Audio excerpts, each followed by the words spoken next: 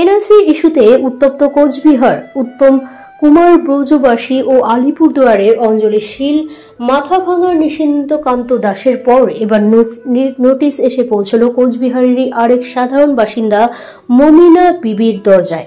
58 বছর বয়সী মমিনার হাতে তুলে দেওয়া হয়েছে অসম ফরেন ট্রাইব্যুনাল এর নোটিশ। তাতে লেখা তাকে হাজিরা দিতে হবে ধুবড়ী, অসমে।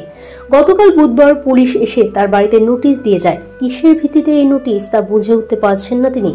জানা গিয়েছে, মমিনা বিবি তুফানগঞ্জ 2 নম্বর ব্লকের প্রথম খণ্ড বাঁশরাজা শালবাড়ি 1 নম্বর গ্রাম পঞ্চায়েতের অধীনে 9/26 নম্বর বুথ এলাকার বাসিন্দা।